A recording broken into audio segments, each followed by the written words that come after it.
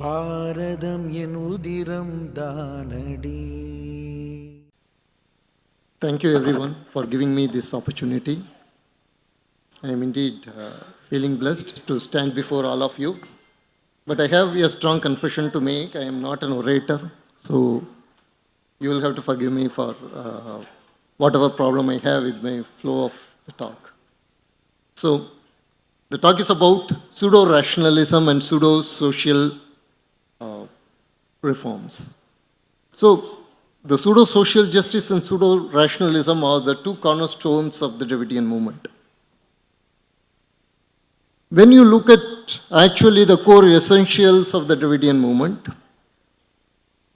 we may have hatred for them, we may have aversion for them, but we have to understand them.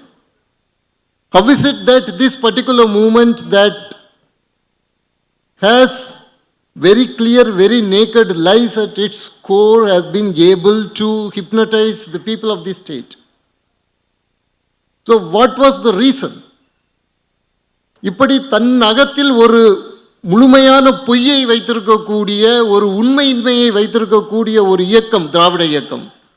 திராவிட இயக்கத்தின் அடிப்படையாக இருக்கக்கூடியவை முழுக்க முழுக்க பொய்கள். ஆனால் இந்த இயக்கம் இத்தனை ஆண்டு காலங்கள் பல தசாப்தங்களாக தமிழ்நாட்டு மக்களை தங்களுடைய பிடிக்குள் வைத்திருக்கிறது. அதற்கான காரணம் என்ன என்பதை நாம் சற்று விலகி நின்று ஆராய வேண்டும்.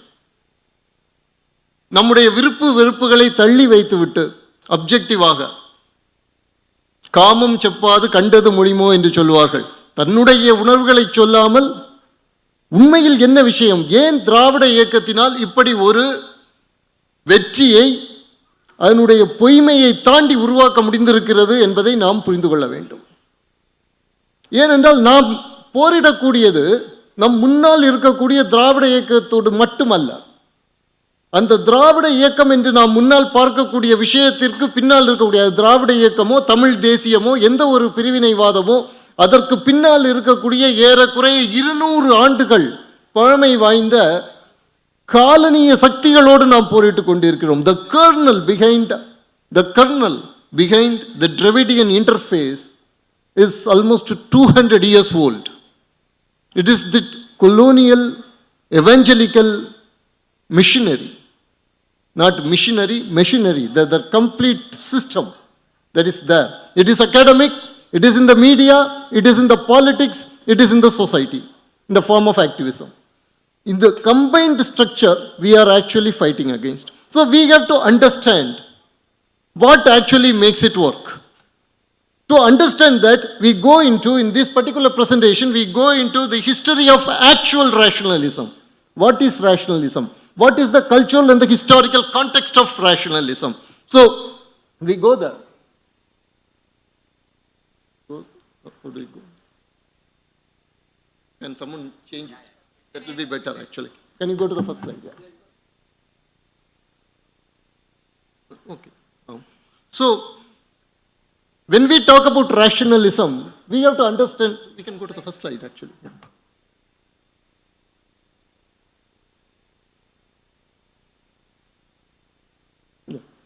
When we talk about rationalism, I remember a particular article that came in Outlook. It was written by S. Anand. He is supposed to be an intellectual heading the Dalit movement. He himself was not a Dalit. And he said that no Indian language has a term for rationalism. No Indian language. Except Tamil, because in Tamil you have the term Paguttarivu, and that is because of the Dravidian movement. So rationalism itself was crafted into the Indian culture by the Dravidian movement. Is it true? We just go and search for the etymology of the term reason. The etymology of the term reason, because reason is supposed to be the so-called Indo-European term. So etymology of the term reason actually comes from the root word ar, which in turn is also the root word for Rita. So Rita and reason are related together very generically. So this very statement that reason does not have an Indian term is wrong. And if you go further, you will understand that Ar is also related to Arivu and Aram. So you actually have a complete collapse of the Orient Dravidian theory in terms of linguistics here, because you have Arivu, Aram, which are supposed to be pure Tamil words, but they have the so-called Proto-Indo-European roots. So whatever it is. So Arivu essentially means reason. Very interestingly, I think it was 9/11/1953, E.V. Ramasamy has written an article in which he also acknowledges the fact that Arivu also means so-called Paguttarivu. But Paguttarivu is not rationalism. Rationalism essentially means connecting the cause and the effect. Connecting the correct cause and the correct effect, that is called rationalism. So, பகுத்தறிவு இல்லை அது கூட்டறிவு அப்படின்னு நம்ம சொல்லலாம். அறிவு அப்படின்ட்டு சொன்னாலே அதுதான். That is a different thing, right? So you have problem with it. That is the first thing. That reason is very much an Indian term. Rationalism is an Indian concept that has deep roots. And it was not even Ramasamy who created this in Tamil or Indian context. But you have to understand that this is the campaign. This is the media narrative. This is the construct that has been created. And in the case of Western rationalism, most probably we will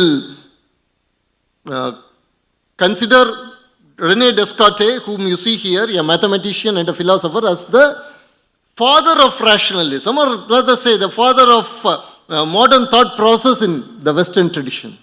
And he was also a person who was a person of dualist notion, that the thinking part and the physical part are entirely different. The mind and the matter are entirely different. They too belong to two different realms. They are not related. They were united by, in human beings, for example, the thinking aspect and the material aspect have been united by a divine will. So, this kind of a dualism is also part of the rationalist tradition of the West. So, this is the Western rationalist tradition. Can we go to the next slide? Okay. Right. Now, I told you about these binary categories. Indian tradition rejects categories. Indian tradition is for continuum. This is very much given to us, even to our children, in the form of the Puranic episode of Prahalada and Hiranyakasipu. What were the boons that Hiranyakasipu got? That he should not be killed in the morning, in the daytime, he should not be killed in the night time. He should not be killed by an animal, he should not be killed by a human being, he should not be killed by a devata. He should not be killed by weapons, he should not be killed by hands. In all this, if you see, he was specifying the categories.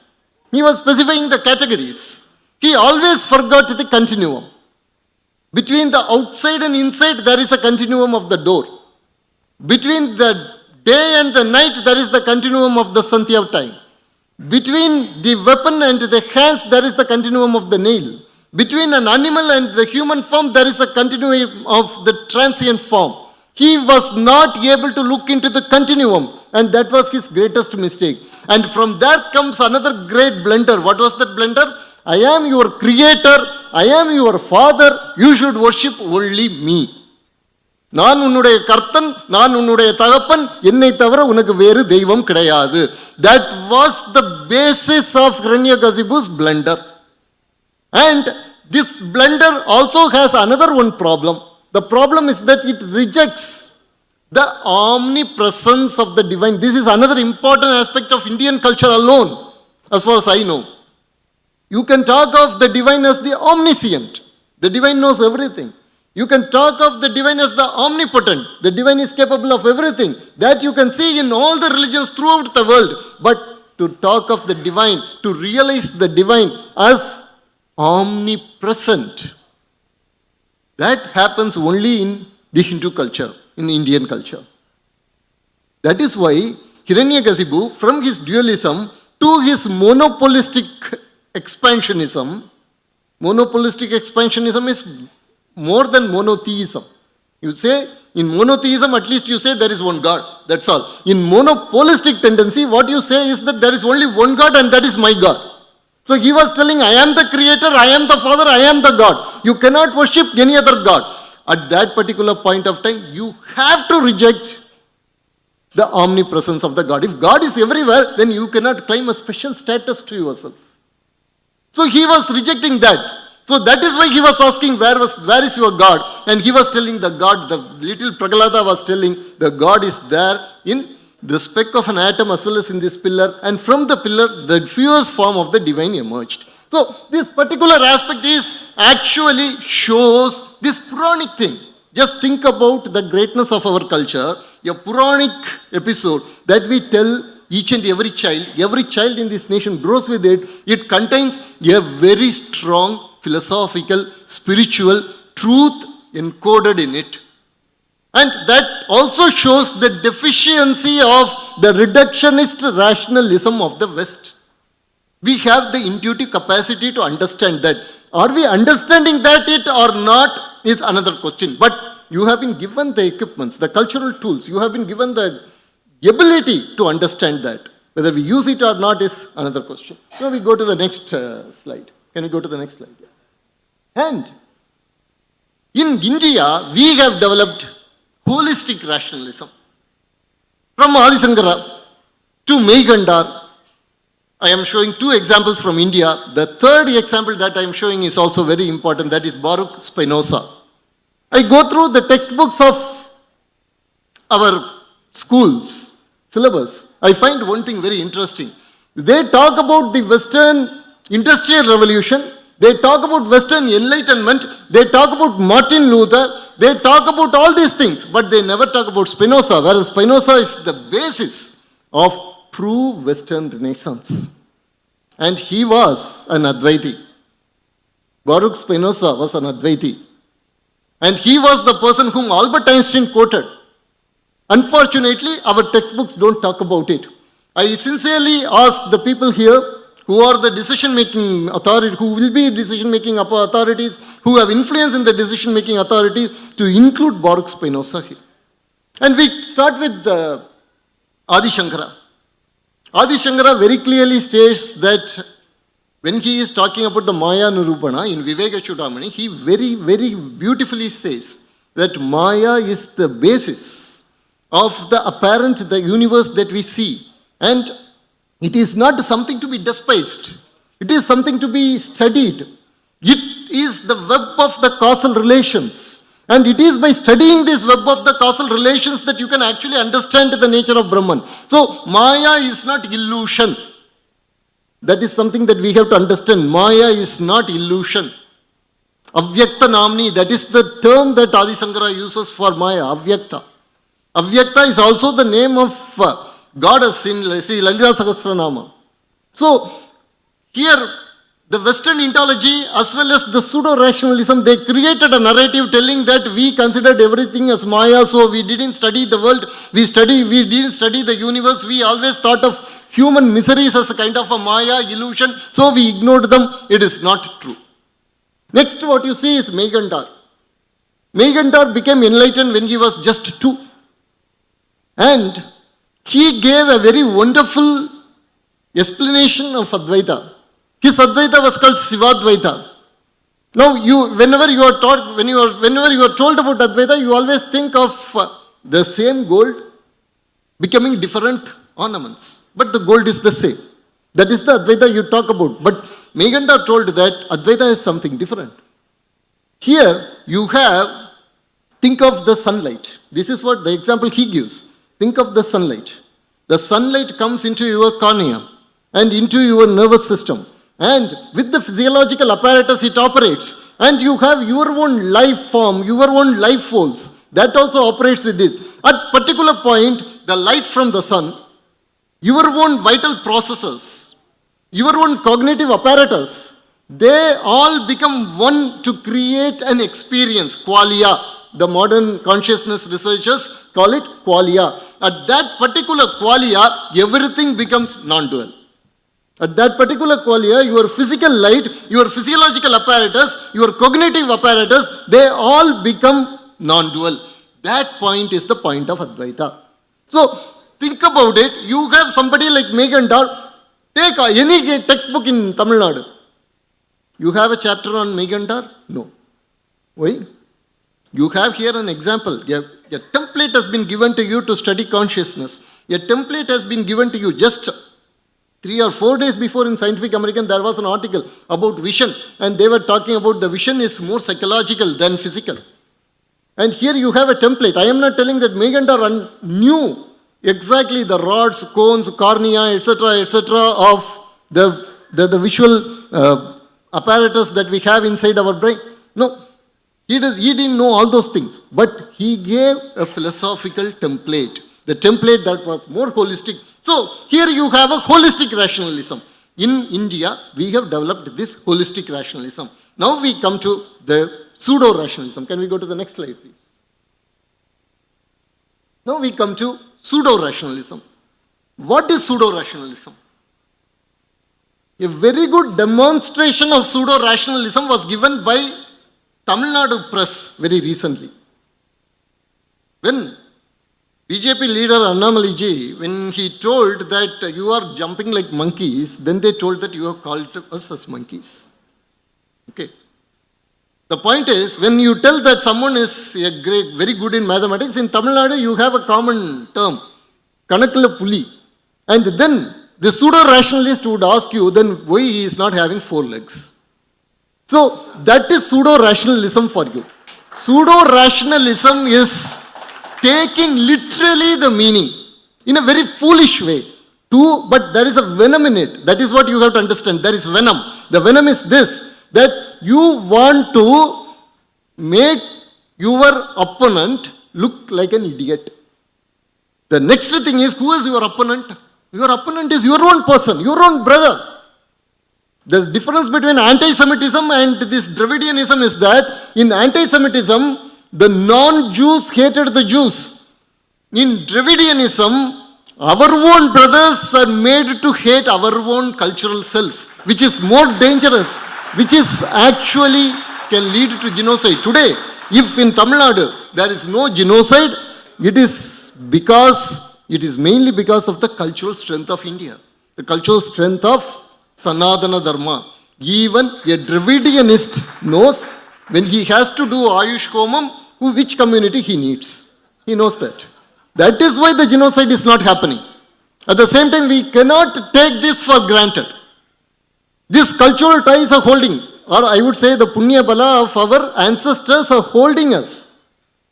But we also have to act, we also have to reinforce these aspects. Otherwise, we are going to be in big trouble, like in Rwanda or in Sri Lanka, we are going to be in trouble. So, we will go to the next one. Here is an example, a very perfect example I am giving you of pseudo-rationalism and holistic rationalism. This, here you see, can you see? Here you can see the poster made by Dravida Kalagam when astronauts landed on the moon. So they showed this poster telling that in the head of Shiva is the crescent moon, and astronauts have landed on that itself. So the American astronaut had put his feet on the head of Shiva. Now this is an example for pseudo-rationalism because he takes the dance of Shiva as literal. As any of our great saints, have they told that this dance is literal, that the actual moon is on the head of Shiva? Has any of us told us? We will come to that later. But just think about this. Here I have 3 examples. One is by Ilya Prigogine. Ilya Prigogine was a Nobel laureate. He was working on the dynamics of molecules. He wanted to publish a book on thermodynamics. The book is on thermodynamics. The book was not on Nataraja. The book was not on Indian culture. It was on thermodynamics. And what is the most beautiful dynamic image of that particular domain that he was researching he got? It was Shiva's Nataraja. And you have another one, ecologist. He was studying the ecological aspects and he saw Shiva as the great metaphor for ecological dynamics. And you have Fricho Capra who was studying the particles, the dynamics of the subatomic particles, and he also came up with the dance of Shiva as the metaphor. Think about it. Again I am telling you, this is something that we have to be very careful. We cannot allow pseudoscience to enter this. This does not mean that atoms are dancing like Shiva or anything. It does not mean that our ancestors knew about electron, protons, or quarks or string theory. It is not that. It is that the dance of Shiva is always evolving with the enlargement of the human knowledge. They have created a beautiful form like this for us. And what do we do? What do? We demean it with this kind of posters. And then it is from this poster, it is just a couple of steps that you smuggle out Nataraja icons and you sell it to the idol smugglers. Right. So, this is about what actually pseudo-rationalism is. Now we move to the next one. Can we go fast? Yeah. Here we see a very good example of what actually the Hindu rationalism is.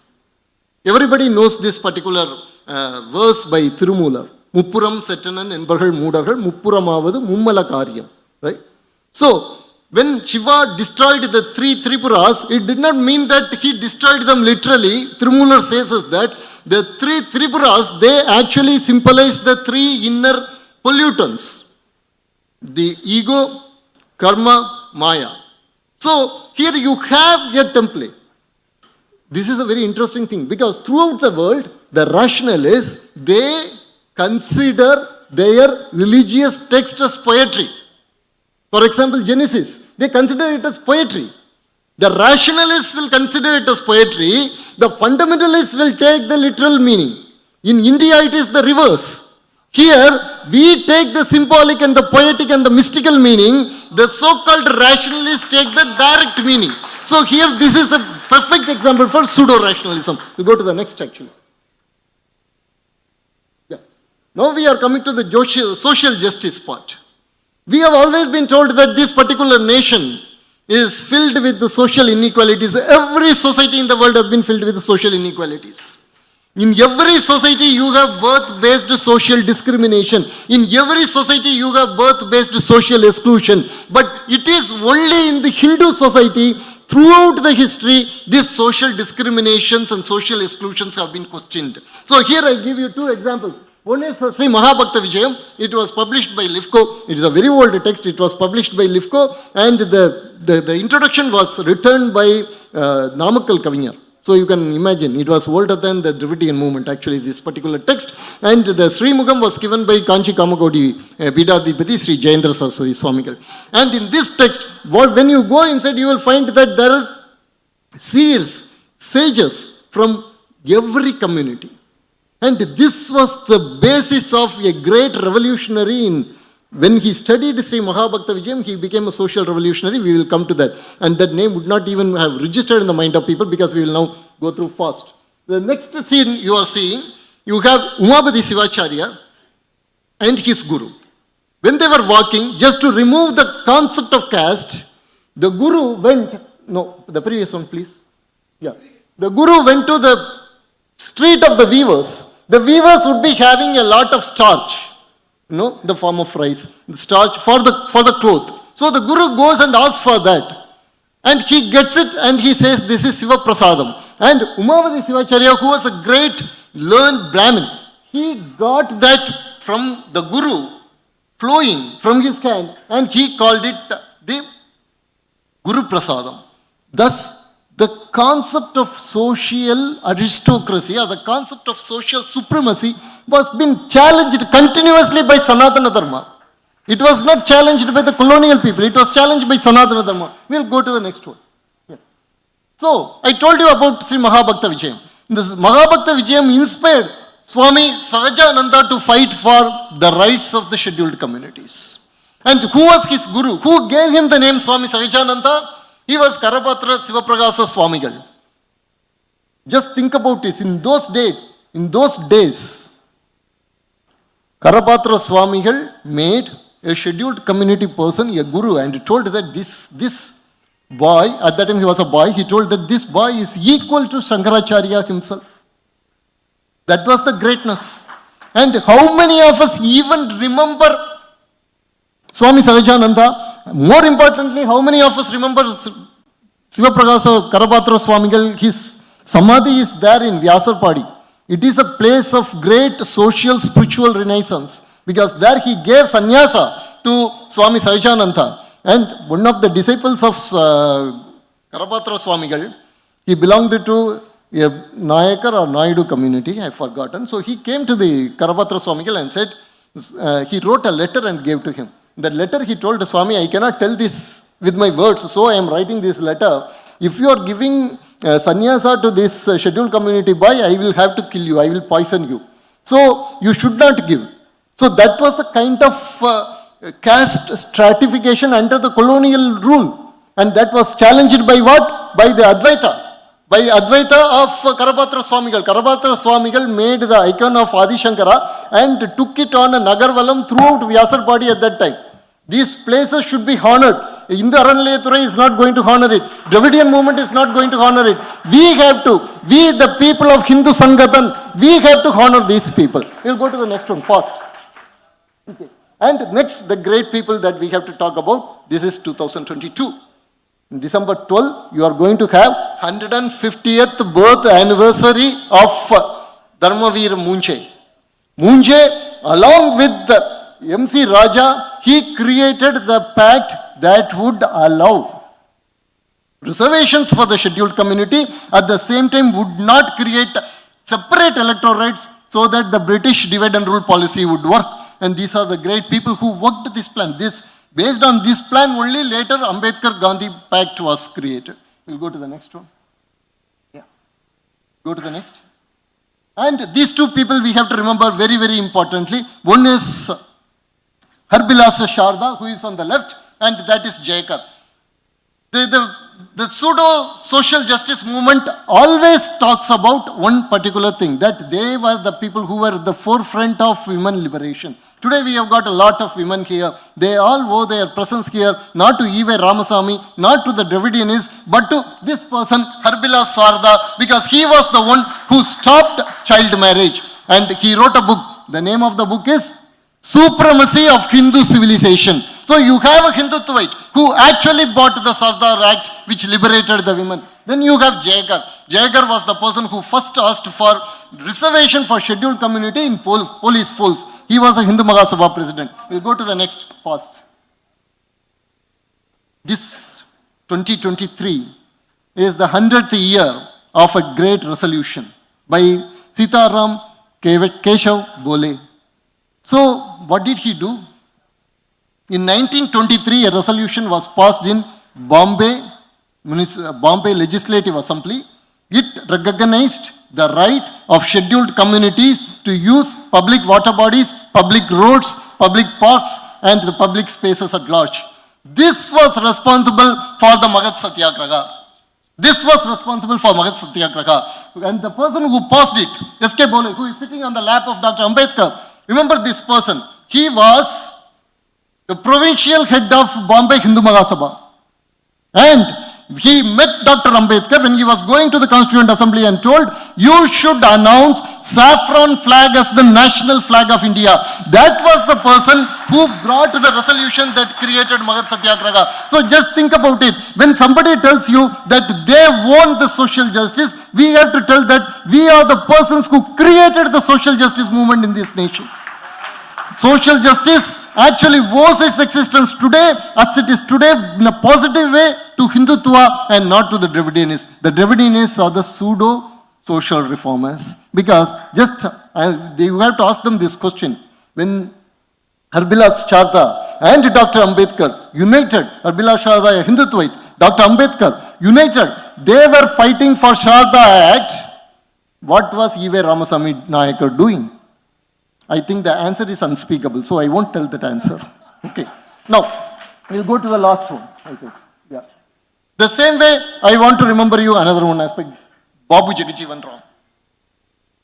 There was a book written about BJP by one Vinay Sithapati. He is a professor of Kalinga University, Ashoka University, or Ashoka University. So you would be knowing, typical liberal person, and he has brought out an important thing. That is, when the Janata government was there, do you know who was the choice of RSS and Jansangh to become the Prime Minister of India? It was Babu Jagajeevan Ram.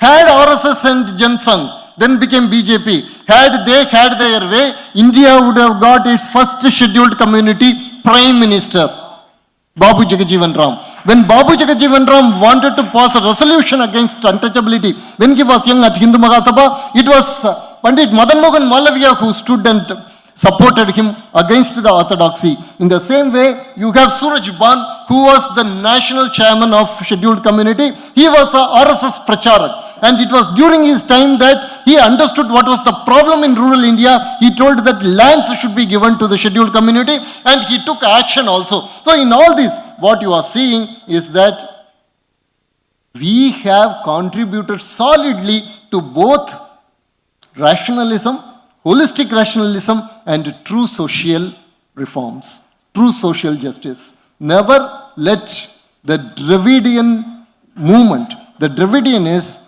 cheat people with their lies again. Because I want to end this with one very strong statement. One very strong statement for the BJP people here. It is this. Every vote in this battle, it has civilizational consequences. A vote for BJP is a vote for Indian civilization and Indian nation. A vote against BJP is a visa we are personally signing to allow terrorists enter India and kill our children. We have to understand that. With this, I finish my talk. Thank you very much. Vande Mataram. Jai Hind.